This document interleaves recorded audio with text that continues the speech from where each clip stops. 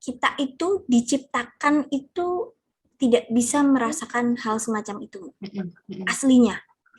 Nah, aslinya. Ketika kita bisa merasakan itu, justru itu adalah kekurangan. Oke, kita langsung ke Q&A aja ya. Kayaknya kalau dibahas panjang, ini Q&A-nya juga nggak jauh-jauh beda sih sama yang aku pengen tanya juga. Jadi, kita tanya aja. Dari pertanyaan-pertanyaan di Instagram, ya, kita nggak usah sebut yang nanya ya, anonim aja ya.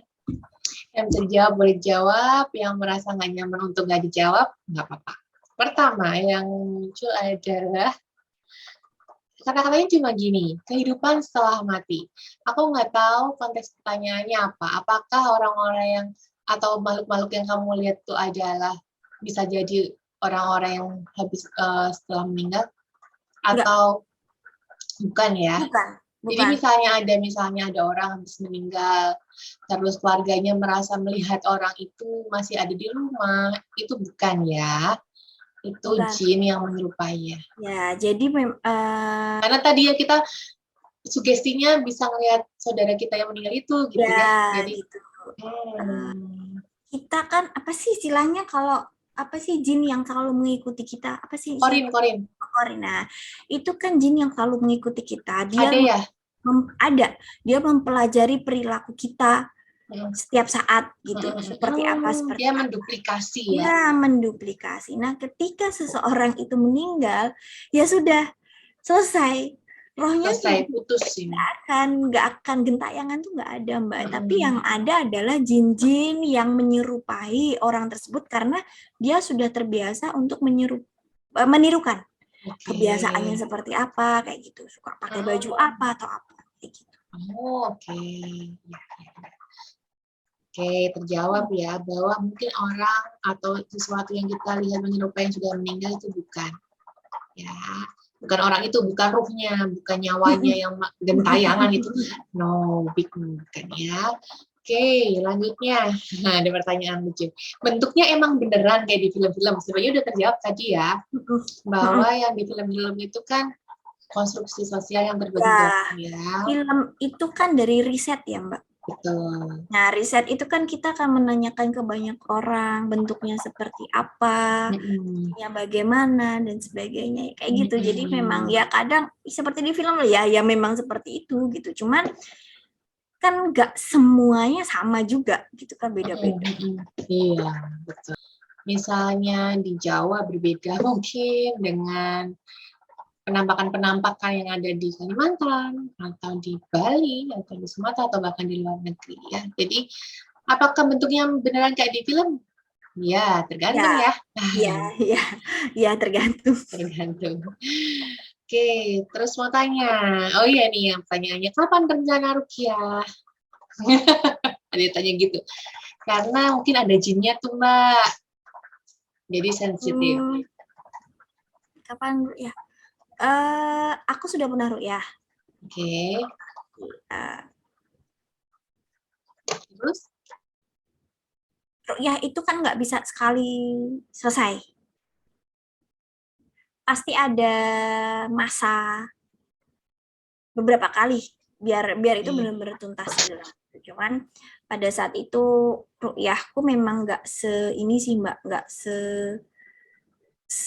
sememang benar-benar rukyah, karena pada saat itu aku hanya dikasih tahu seperti ini, kalau kamu memang mau itu adalah satu, kamu menjauh itu dalam artian kalau memang mereka mengganggu ya sudah biarkan saja, mereka memang mencari perhatian gitu, seperti yang tak bilang tadi, sudahlah cuek aja lah, mereka mau ganggu ya sudah cuekin.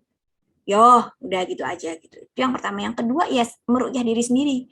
Ya jadi sering mendengarkan murotal, sering mendengarkan ayat-ayat yang memang itu ayat-ayat untuk khusus rukyah seperti itu.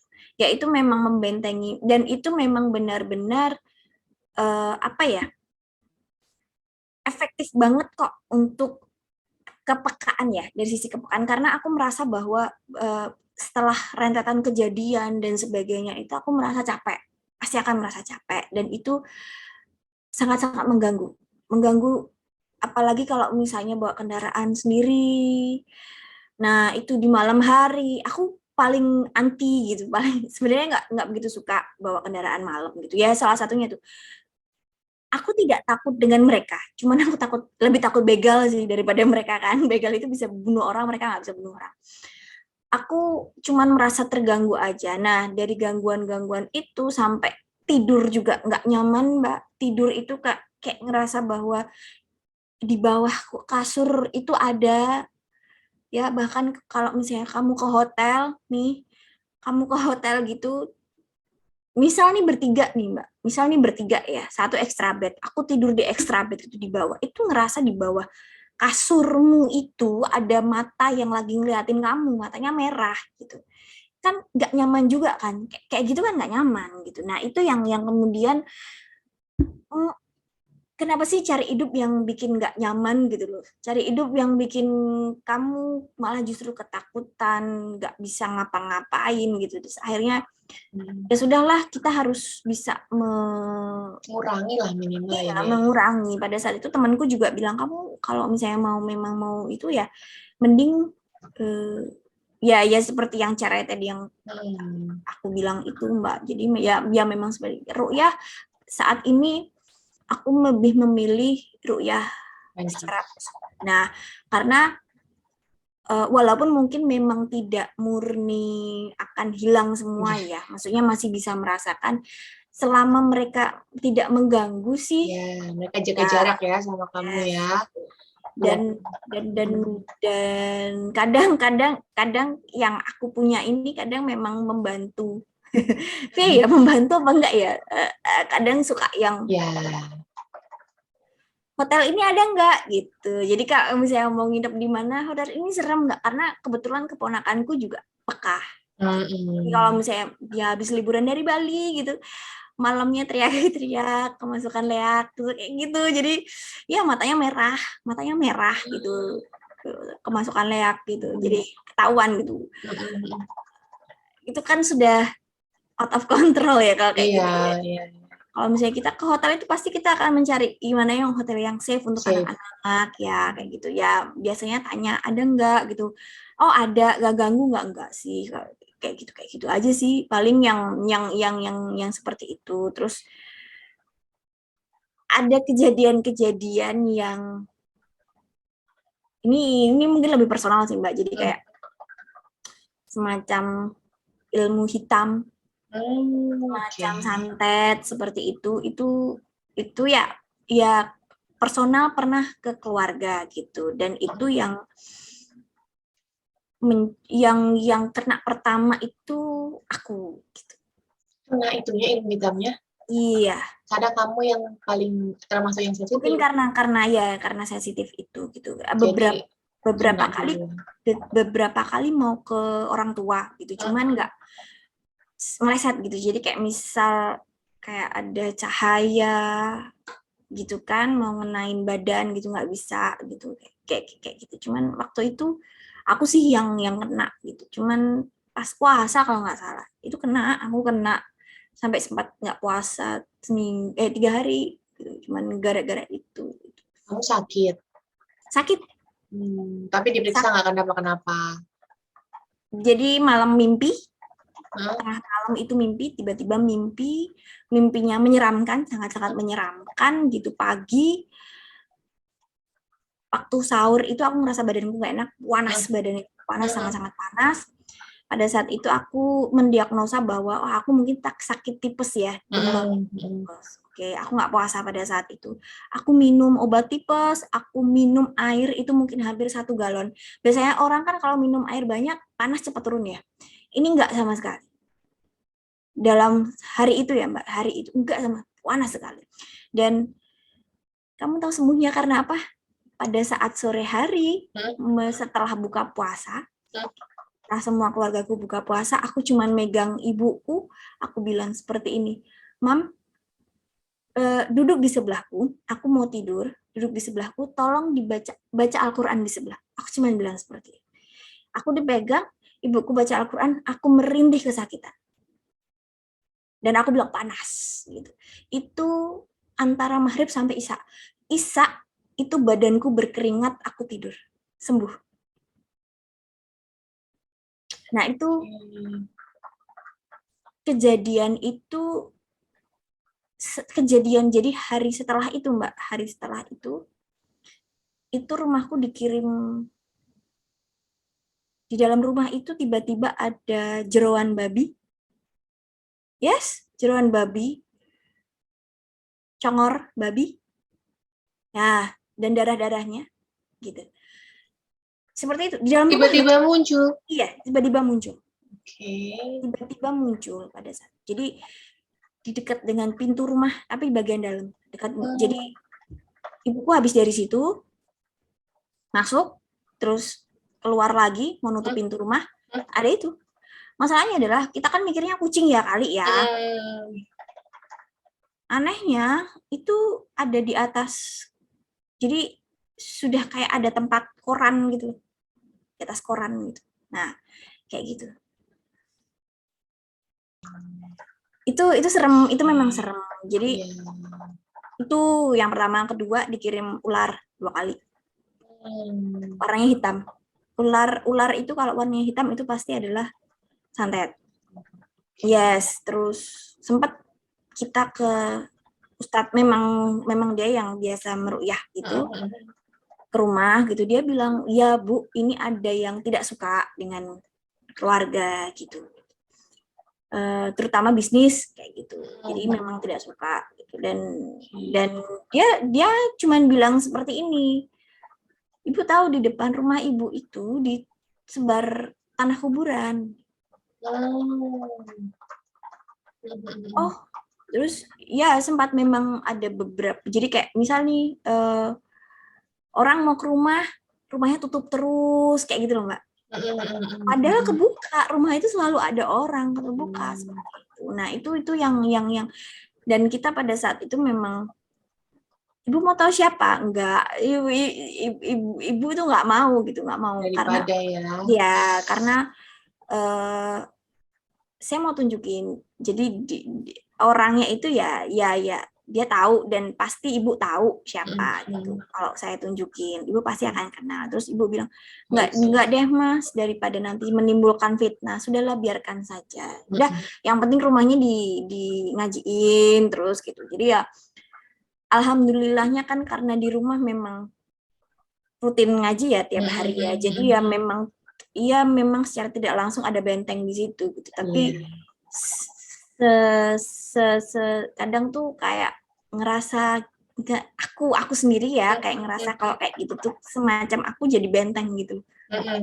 Ya jadi benteng di keluarga gitu. Jadi pertama kali yang kena aku lagi ya sudahlah gitu. Jadi ya sudahlah, ada hikmahnya seperti itu. Oke. Menderita nggak sih, makanya jangan mau. Ya, tolong dipikir lagi tuh yang pengen punya kemampuan seperti itu. Tidak sesimpel itu, Marimar. Ya, kita nanya adalah, kenapa sih mereka suka datang ngagetin? Mereka nggak ngagetin. Mereka suka datang ngagetin. Mereka nggak ngagetin loh. Nggak ngagetin loh. Tapi apa dong? Nggak ngagetin juga kalau aku sih ya, karena mungkin di film ya kali ya. Nah, itu kan udah dihiperbolakan ya kemunculan mereka di film-film itu.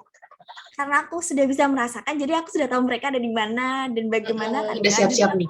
Aku merasa bahwa mereka nggak ngagetin gitu. Mungkin yang ngagetin itu adalah memang ya itu tadi Mbak Brevi bilang, kita sudah tersugesti mereka ada, terus tiba-tiba mereka benar-benar ada, kita kaget gitu. Itu lebih persisnya seperti itu. Misal kita lewat kuburan, jangan ganggu, ada yang ikuti, misal tiba-tiba kita ngelihat, nah kita kaget sendiri kan, apa yang ini beneran atau enggak tuh. Karena kita udah udah kepikiran ada enggak, jangan datang, jadi malah datang, itu jadi kita kaget. Coba kita biasa aja, mungkin nggak kaget ya. Sebenarnya kalau ngomongin soal kayak gitu tuh ya kita juga ngomongin soal logika sih, logika diri kita sendiri kayak gimana. Kalau kita ngomong rasional sih sebenarnya itu Mbak, kita sudah tersugesti seperti itu ya, mereka akan ikut ke kitanya gitu ya. Yang bertanya nih, penjaga aku yang ada di belakang aku ini baik apa enggak? Wah, nggak tahu nih Dedian, nanti ketemu aja sama Dedian biar bisa lihat nih penjaganya temanku ini baik atau enggak. Aku tiap orang itu punya kepekaan sendiri-sendiri, Mbak, gitu. Jadi kayak misal Risa itu Risa Saraswati itu dia kepekaannya karena menurutku dia ada keturunan ya. Karena kan semua sepupunya, adiknya, saudara-saudaranya itu kan bisa ngelihat semua. Jadi memang dia punya kepekaan itu dari leluhurnya dia. Iya. Dan itu memang diasah terus sama mereka, diasah itu. Iya, kalau kamu kan kamu memilih untuk mengurangi, kalau bisa menutup lah ya. Tapi mereka tuh minta diasah. Enak lihat yang jelek-jelek kan nggak enak gitu loh. Nggak enak. Ya kalau mereka kan memang seperti itu ya. Mereka bisa merasakan, mereka bisa berkomunikasi. Berteman sama Peter CS itu kan. Kalau ada yang cuman mungkin hanya bisa merasakan, Mbak, tapi mereka tidak bisa melihat. Ya kan? Jadi cuma dengar suara, cuman kayak digangguin apa ya gitu. Tapi nggak bisa lihat. Nah, berarti kepekaan orang itu berlevel ya, bertingkat ya lapisannya. Ya ada yang cuma ngerasa, ada yang bolongnya lebih gede, berarti kamu nggak bisa gitu. Kalau kamu bisa ngeliat tapi bisa komunikasi deh. Nggak bisa.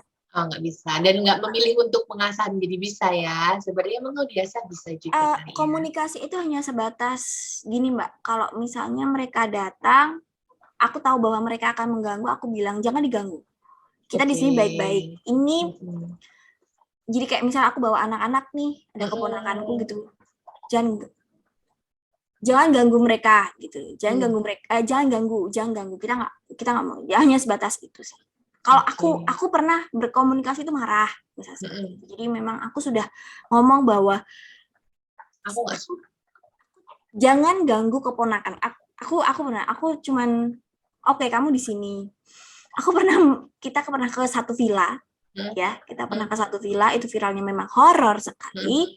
Dan aku mencarikan satu kamar yang safe lah buat ponakanku. Aku di situ, aku cuman melihat oh ada gitu. Cuman aku mau ngomong bahwa jangan diganggu ponakanku gitu. Jangan berani dekat, aku cuma bilang seperti itu. Ternyata malamnya dia mengganggu. Mengganggu ya? Oh, ya ponakanku ya teriak-teriak, tidak jelas gitu. Akhirnya pindah dan kita bobok bareng-bareng. Pada saat itu semua bobok bareng-bareng kecuali aku. Aku tetap balik ke kamar itu. Dan aku pada saat itu memang marah sekali dengan mereka. Karena di awal aku sudah bicara bahwa kita nggak ganggu kamu loh, kamu kok tetap mau jahil. Aku tahu itu dia mungkin merasa terganggu dengan kemarahanku. Malah jadi akunya yang aku kena itu dalam artian paginya aku ke kamar mandi itu diikutin banyak gitu. Jadi dia bawa, di kamar mandi diikutin banyak. Jadi keroyokan ya, mainnya ya. Waduh. Oke. Wah. Sil juga ya. Oke, ada pertanyaan lagi. Mas, Mbak, kenapa sih nggak milih ditutup aja kemampuannya? Mungkin udah terjawab tadi, tapi kalau mau dijawab lagi boleh. Kenapa sih nggak milih ditutup aja? Nanti di-cut aja ya. Kesini. Dibalikin lagi ya. Dibalikin lagi. Ngejawabnya yang tadi ya. Intinya ingin dikurangi ya, ingin dihilangkan kalau bisa. Tapi mungkin dihilangkan tuh susah kayaknya Mbak, karena kan udah lubang ya.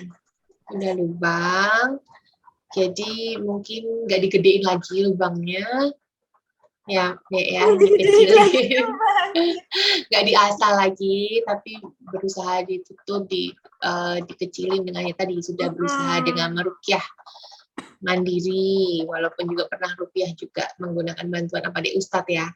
Ya, dan ustadznya dua-duanya sudah meninggal. Iya. Jadi yang bertanya doakan saja. Kalau memang dia ini tidak ingin mengasah kemampuannya, doakan saja kemampuannya tidak membawa hal-hal yang buruk ya. Ada pertanyaan lagi nih. Mereka punya tujuan nggak Mereka, who is mereka? Oke. Ada yang punya, ada yang enggak. Oke. Tadi tujuannya pertama iseng pasti. Kenapa sih ngisengin manusia? Mbak kesepian, Mbak. Pengen main. Asik kan ya. Ganggu dong. Pengen main. Kamu kalau bisa berkomunikasi sama dia, dia akan datang ke kamu, dia akan bercerita, ceritain dong ceritaku kayak gimana, kayak gitu. Jadi ya tujuan tuh beda-beda ya, cuman perlu digarisbawahi bahwa apa yang misal mereka bercerita atau apa yang mereka katakan itu jangan sepenuhnya dipercaya. Bukan sepenuhnya dipercaya, kalau bisa nggak dipercaya. Ya udah diiyain aja. Nggak, kita nggak boleh percaya sama mereka. Percaya dalam artian mereka itu kan dusta. Ngomongnya dusta, mereka selalu bicara. Karena apa? Mereka caper. Gitu loh. Ya walaupun mereka pengen cerita, oke, kita dengerin aja gitu. Tapi tidak sampai batas yang kita percaya. Oh iya gini sudah. Oke, jadi ada yang punya ada yang bertujuan, ada yang nggak ada tujuannya. Ya, tapi intinya sih ingin mengganggu ya. Ya ada yang nggak punya tujuan kan intinya mereka nggak ganggu. Mereka punya hidup sendiri gitu. Mereka punya, ya mungkin kan di depan rumahku ini sangat-sangat banyak sekali. Sangat-sangat banyak. Anak kecil sebanyak itu. Ada yang gede, ada yang cewek juga, kayak gitu. Ada banyak gitu. Dan mereka kan sudah punya plot tempat sendiri-sendiri ya. Nah, buat apa kita ganggu mereka? Mereka nggak ganggu kita. Berarti kan mereka tujuannya adalah, ya mereka cuman duduk aja punya rumah, ya sudah selesai tuh. Iya, kebetulan aja bisa dilihat sama orang gitu ya. Sama nggak lihat ya udah masing-masing aja. Oke. Terus pernah nggak ada pengalaman dimintai tolong sesuatu sama mereka? Sama mereka enggak. Karena memang aku nggak mau. Nggak mau. Kalau di Dian sendiri memang membatasi kemampuannya untuk nggak mau berkomunikasi, juga nggak mau terlibat lebih jauh ya dengan mereka. Aku bersyukur sih nggak sampai pada tahap yang bisa berkomunikasi secara langsung ya.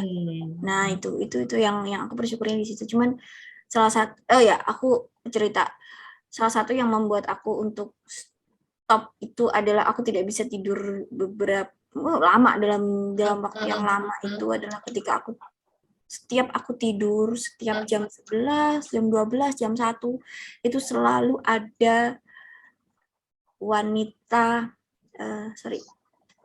yang menangis di bawah kasurku. Di tengah-tengah itu dia menangis di kerumunan. Jadi pada saat itu aku tidak bisa tidur itu hanya karena aku tidak bisa tidur itu pas listrik mati. Ketika listrik mati, malam ya, mati itu langsung keluar semua. Langsung keluar tuh gini, suara kerumunan. Rame gitu, kayak rame gitu ya. Kayak di pasar gitu. Di pasar, ada yang nangis. Gitu. Ada yang nangis. Ada sampai saat ini aku belum tahu siapa itu. Cuman ada satu wanita nangis dan itu dekat denganku. Aku merasa itu ada di bawah kasurku pada saat itu. Beberapa kali gitu. Tapi aku memang tidak mau mencari tahu itu siapa. Jadi kalau mau nanya kamu nangis kenapa, yang bisa dibantu enggak, panjang nanti. Kalau sudah listrik mati, aku rasanya kayak aduh ya ampun ini kok rame banget, ada dokar lewat klincing kayak gitu. Serius? Iya bener, itu setiap listrik mati seperti itu. Kalau sekarang udah enggak. Dulu seperti itu. Jadi betah nggak sih Mbak kayak gitu, hidup seperti kan nggak enak kan gitu. Iyalah, kayak aduh ya enak. Nggak nyaman lah. Nggak nyaman. Iya. Oke, pertanyaannya. Ibu bisa lihat nggak pengen juga. Cibu percaya nggak? Bu, percaya. percaya bahwa ada dunia lain itu percaya.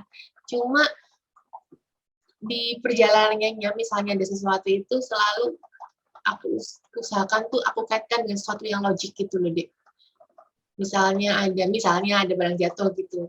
Pasti aku kaitkan, oh ada angin, oh ada itu ya. Berusaha semua dikaitkan dengan sesuatu yang masuk akal gitu. Tapi percaya ada sesuatu di dunia lain. Kamu masuk ke zona nyamanmu kan supaya kamu tidak takut. Betul, gitu kan? betul. Kamu mengkondisikan bahwa itu ada bukan makhluk lain tapi itu adalah ya dorongan-dorongan angin. Dorongan-dorongan semua yang kaitannya dengan logika itu selalu coba barang hilang. Oh, aku lupa naruh bisa kayak gitu.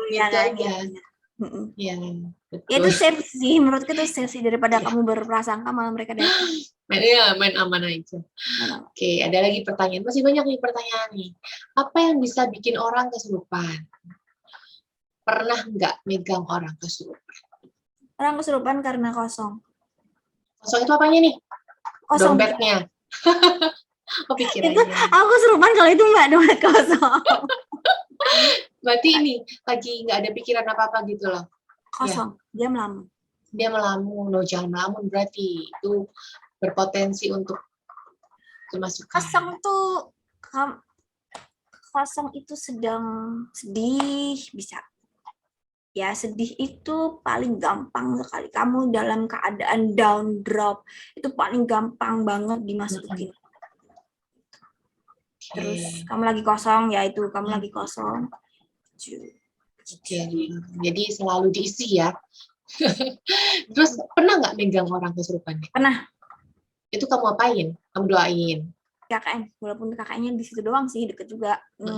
Jadi aku tahu pada saat dia pergi, dia pergi sama teman-teman, dia balik ke posko di tengah. Jadi karena tahu kan rumah desa itu kan pagar luar sama rumah jauh ya. Halamannya gede. Dia jalan di halaman itu, di tengah jalan dia pingsan. Nah, yang kita ngiranya pada saat itu dia belum makan, dia kena matahari, terus jadi pusing atau gimana. Nah, pada saat itu dia dibaringkan, gitu, terus dipijit-pijit dan sebagainya. Pada saat itu yang aku pikirkan pertama kali adalah membaca, dikasih minyak kayu putih itu nggak bangun sama sekali, tidak sama sekali. Di tangan dipencet-pencet sama teman-teman yang lain juga tidak ada respon gitu, masih aja merem gitu. Terus aku membaca pada saat itu tuh aku memegang minyak kayu putih, aku berikan ke hidungnya dia, tapi aku membisikkan doa doa ini. Lucunya adalah aku membisikkan doa orang sakit, tau nggak Mbak? Ya, kan ada ya doa orang sakit ya, untuk orang yang sedang sakit itu loh. Aku membacakan itu di telinganya. Pada saat aku membacakan itu, dia gelisah, badannya bergerak. Aku sudah curiga, wah ini nggak bener, ini nggak bener. Nah, pada saat itu langsung aku membaca Al-Fatihah, taruh aku mendekatkan ke telinganya, terus dia langsung semakin responnya semakin gerakannya itu semakin kencang. Pada saat itu yang memegang itu sekitar 4 atau 5 orang. Dan itu berontak luar biasa. Tapi dalam keadaan dia tutup matanya. Jadi enggak, wah ini kemasukan. Pada saat itu kemasukan, terus aku pas adzan asar, terus aku bilang sama teman-temanku, ya sudah, dipegang nggak apa-apa, dikipasin, tetap dikasih minyak kayu putih, karena kalau tidak dibacakan dia diem. Nah terus aku langsung masuk ke kamar, aku tak sholat asar dulu ya, aku bilang. Aku sholat asar, jadi aku aku sudah tahu bahwa dia sedang kemasukan, aku berencana untuk pada saat itu baca ayat kursi sama yasin pada saat itu. Ya alternatif yang paling cepat ya, itu sih sebenarnya. Terus sebelum aku baca, aku mau sholat asar dulu lah. ben lego gitu kan. Aku sholat asar di kamar, dia posisi di ruang tamu sama teman-teman yang lain, dikelilingi teman-teman. Aku di kamar sholat asar. Pas aku sholat asar, teriak-teriak sama nendang-nendang gitu. Jadi memang sepertinya memang dia tidak suka dengan itu. Jadi ketika aku sudah selesai, aku ke situ aku membaca ayat kursi sama Yasin pada saat itu. Nah, kebetulan aku tuh tidak punya kemampuan untuk bisa menghilangkan atau mengeluarkan jin dalam manusia dari diri manusia yang kesurupan. Aku nggak bisa. Itu sudah start level atau dukun lah, saman ya. Jadi saman. Pada saat itu kebetulan memang di depan rumah itu dia bapak-bapak yang ternyata dia punya kemampuan untuk mengeluarkan. Jadi aku ngaji, dia terus gelisah, nendang-nendang dan sebagainya, dipegangin sama teman-teman yang lain. Si bapak ini datang, dia sudah curiga, ini kenapa kok teriak-teriak? Teriak-teriaknya itu bukan teriak-teriak orang sakit atau marah gitu. Dia sudah merasa itu. Terus dia cuman, oh iya, ada yang masuk. Dia cuman gitu, Mbak. Terus dia mencet jempol kaki pada saat itu. Mencet jempol kaki, cuma ditarik doang ini. Set. Selesai. Udah gak kesurupan lagi. Sudah tidak kesurupan. Udah tahu ya caranya. Ini sih masih taraf yang tidak mengerikan nih Mbak kesurupannya. Karena ya kalau yang kesurupan yang mengerikan itu ada di belakang rumah. Jadi aku tidak akan menceritakan. Yang nanti datang. Enggak sih sebenarnya. Itu kesurupannya karena jimat sebenarnya. Pelihara jimat. Oh, oke. Karena kita nggak boleh ya. Dia punya jimat banyak dan itu memang tarik-tarikan sama sakaratul maut. Aduh, jangan ya. Oke. Padahal ceritanya dia ini banyak banget termasuk untuk kita laksar ya, Dea. Itu sampai bisa jadi satu episode sendiri. Nanti ya, bolehlah. Kalau berkenan sih, karena bisa aja dari ruang apa tuh datang ya ke sini berbondong-bondong. Ayo ngomongin aku ya. Jauh, Bu. Jauh, Bu. Tiketnya harus swab dulu, Bu. Oke deh. Yang terakhir, mungkin ada semacam apa ya, closing statement deh, Be, kalau terkait dengan ya closing statement terkait dengan orang berkemampuan khusus atau mungkin yang lain yang tadinya pengen minta coba-coba dibuka mata batinnya, ada pesan-pesannya. Jangan sekali-kali berhubungan dengan mereka, sudah itu titik. Mau itu berhubungan pengen lihat, mau itu berhubungan sampai minta macam-macam, wah jangan, itu karena imbasnya nanti ke yaitu sakaratul maut. Oke, pokoknya itu kan berarti kita menjalin kerjasama ke PKS atau MOU dengan makhluk lain yang sebetulnya kita tuh lebih tinggi ya, Dek. Sebetulnya loh kita tuh makhluk kita itu lebih tinggi dan kita punya kemampuan lebih sebenarnya daripada dia. Dan jangan sekali-kali berhubungan, entah itu mau minta tolong, entah itu apa, jangan sekali-kali. Berteman, yes, berteman. Kalau berteman pun, ya seperti kata Risa, berteman pun mereka pingin kita ada di dunia mereka. Yes. Ya, itu yang membuat kita terus kemudian kita disuruh bunuh diri supaya kita bisa mati, supaya bisa main dengan mereka sepanjang waktu. Nah, kalau kita tidak bisa mengontrol itu, amat bahaya. Ya, bahaya.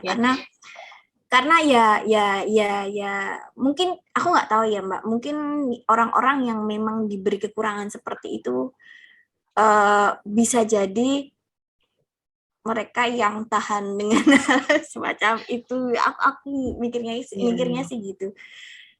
Menarik nih, soalnya dia bilang ini bukan kelebihan loh guys, ini kekurangan justru ya, itu adalah lubang. Ya, sebetulnya loh, kalau orang-orang bilang dia dapat kelebihan nih, bisa melihat. Kalau dia menyikapinya ini bukan kelebihan, bukan sesuatu yang harus kalian miliki, ya. Harus jadi, kalian percaya itu harus. Karena of course. Jin itu kan hampir sama dengan hari kiamat. Nah, kita kan rukun iman itu kan iman kepada hari kiamat, hal yang gaib gitu loh Mbak. Jadi kita harus percaya dengan itu. Kita nggak boleh menolak